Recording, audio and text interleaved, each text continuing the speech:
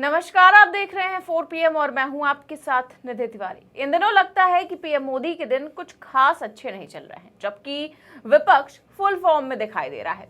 PM Modi जब भी अपनी छवि चमकाने की कोशिश करते हैं, विपक्ष उनका कबाड़ा कर देता है और फिर हमारे पीएम मोदी की जमकर ट्रोलिंग होने लगती है। आज भी कुछ ऐसा ही हुआ जब मोदी जी भौकाल टाइट करने के लिए भारतीय वायुसेना के विमान से असम जा रहे थे, लेकिन इसी बीच तस्वीर आई कि पीएम मोदी ने एक हाईवे पर अपना विमान लैंड करा दिया, जिसके बाद कांग्रेस ने सच में पीएम मोदी की चुटकी लेते हुए उनकी फ्लाइट की टिकट बुक करा दी। तो क्या हुआ जब प्रधानमंत्री मोदी को अचानक सड़क पर अपना जहाज लैंड कराना पड़ गया, और क्यों उनके विमान के उतरते ही कांग्रेस ने मोदी जी की फ्लाइट की टिकट बुक करा दी, बताएंगे आपको अपनी इस रिपोर्ट में। तो प्रधानमंत्री मोदी जब भी किसी रैली में जाते हैं तो वो बस चुनावी जनसभा करके नहीं लौटते। वो या तो इसके साथ कोई रोड शो करते हैं या कोई ऐसा मीडिया स्टंट जिससे गोदी मीडिया उनको पूरा दिन टीवी पर चमका सके। आज सत्ता की आंखों में आंखें डालकर पत्रकारिता करना बेहद मुश्किल हो गया है। हम पर मुकदमों से लेकर चैनल को बंद करने का दबाव बनाया जा रहा है। मुश्किल दौर है, लेकिन हम हार नहीं मानेंगे। इसीलिए 4 PM को ज्यादा से ज्यादा ज्वाइन करें और स्वतंत्र पत्रकारिता को जिंदा रखने के लिए जितना हो सके हमारा आर्थिक सहयोग करें। उम्मीद है कि आपके सपोर्ट से ये जंग भी हम जीत जाएंगे। आज भी कुछ ऐसा ही हुआ जब मोदी जी का विमान अचानक असम के डिब्रूगढ़ जिले में ऐतिहासिक रूप से उतारा गया। इसे ऐतिहासिक इसलिए बताया गया क्योंकि असम के डिब्रूगढ़ में देश की पहली हाईवे इमरजेंसी लैंडिंग फैसिलिटी बनाई गई है, जहां आज पीएम मोदी भारतीय वायुसेना के विमान से लैंड किए। आपको बता दें कि ये सुविधा ऊपरी असम में एक हाईवे स्ट्रिप पर बनाई गई है, जो युद्ध या फिर आपातकाल में लड़ाकू विमानों, ट्रांसपोर्ट एयरक्राफ्ट और हेलीकॉप्टरों के लिए वैकल्पिक लैंडिंग की जगह देगी। अब जैसे ही पीएम मोदी ने भारतीय वायुसेना के विमान से यहां लैंड किया, गोदी मीडिया इसे पूर्वोत्तर भारत की रक्षा और रणनीतिक तैयारी में एक महत्वपूर्ण कदम बताने लगा। कहा जाने लगा कि मोदी जी ने चीन को लाल आंख दिखा दी है, जैसे मोदी ने भारत में नहीं बल्कि चीन में अचानक अपना प्लेन उतार दिया हो। अब ये ELF क्या है और डिब्रूगढ़ में क्यों खास है, ये समझना जरूरी है।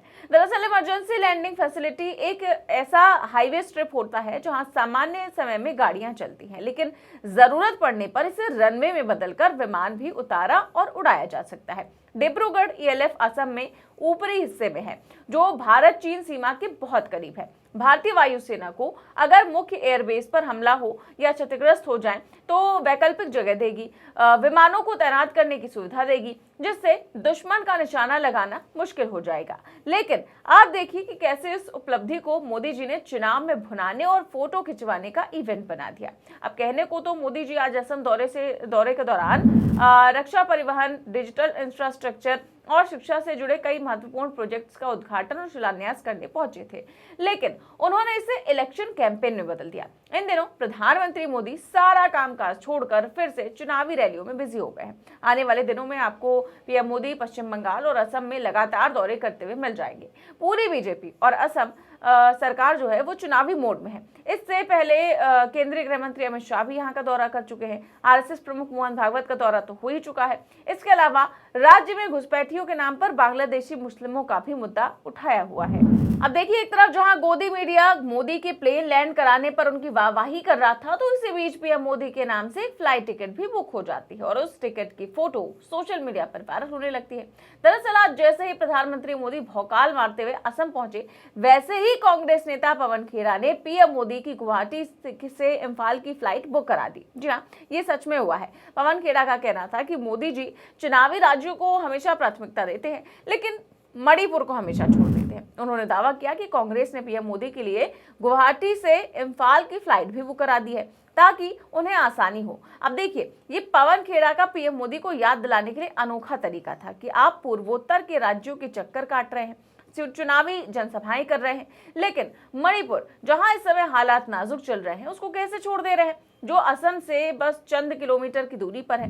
पवन खेड़ा ने प्लेन की टिकट और मणिपुर में हो रही हिंसा की तस्वीरें शेयर करते हुए लिखा कि प्रिय प्रधानमंत्री नरेंद्र मोदी जी, हमें मालूम है कि चुनावी राज्य हमेशा आपकी पहली प्राथमिकता होते हैं, लेकिन मणिपुर को इस तरह त्याग नहीं देना चाहिए। ये राज्य 2023 से जल रहा था और अब ये दोबारा जल उठा है। आप आज असम में ही हैं, वहां से मणिपुर बस 1 घंटे की दूरी पर है। कृपया वहां भी जाने का कष्ट करें। प्रधानमंत्री की उपस्थिति मणिपुर के हमारे लोगों को कुछ भरोसा दिलवा सकती है। आपकी चुनावी व्यस्तता के बीच इसे आसान बनाने के लिए हमने गुवाहाटी से इम्फाल के लिए आपकी फ्लाइट भी बुक करा दी है। आपको बस हवाई जहाज में चढ़ना है। क्योंकि मेरे पास आपका नंबर नहीं है, इसीलिए मैं आपकी टिकट यहाँ शेयर कर रहा हूँ, कृपया इसका इस्तेमाल कर लें। अब देखिए, मणिपुर 2023 से लंबे समय से अशांति का शिकार है, जहां समय समय पर हिंसा भड़कती रहती है, जिससे राजनीतिक तनाव बढ़ गया है। विपक्षी दलों ने केंद्र सरकार की स्थिति संभालने की आलोचना की और प्रधानमंत्री से सीधे हस्तक्षेप की मांग। सरकार का कहना है कि शांति और सामान्य स्थिति बहाल करने के प्रयास जारी है।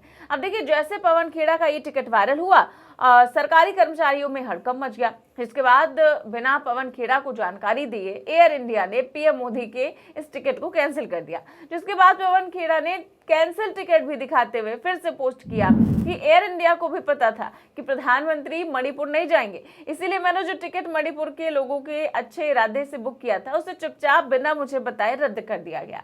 अब तो जैसे सबको समझ आ गया है कि प्रधानमंत्री को पूर्वोत्तर राज्य में जाने के लिए सिर्फ एक ही चीज मजबूर कर सकती है, आने वाला चुनाव। इसी वजह से वो आज असम में मौजूद हैं, लेकिन मणिपुर में हालात खराब होने के बावजूद वहां नहीं गए। तो कुल मिलाकर एक तरफ असम में हाईवे पर विमान उतारकर ऐतिहासिक पल बनाने की कोशिश, दूसरी तरफ मणिपुर की आग पर खामोशी।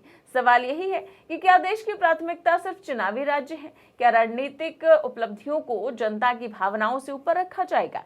हाईवे इमरजेंसी लैंडिंग फैसिलिटी पर उतरना निश्चित रूप से तकनीकी और सुरक्षा की दृष्टि से अहम कदम है, लेकिन जब कोई राज्य महीनों से हिंसा और अस्थिरता झेल रहा हो, तब वहां की पीड़ा पर भी उतनी ही संवेदनशीलता दिखानी चाहिए।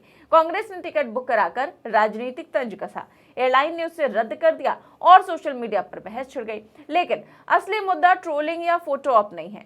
असली सवाल ये है कि क्या मणिपुर के लोगों को ये भरोसा मिल पा रहा है कि दिल्ली उनकी आवाज सुन रहा है? आपको क्या लगता है? अपने कमेंट बॉक्स में अपनी राय जरूर दें। चैनल को सब्सक्राइब भी करें और ज्वाइन भी करें। देश और दुनिया की तमाम बड़ी खबरें जानने के लिए देखते रहिए 4PM न्यूज नेटवर्क। नमस्कार।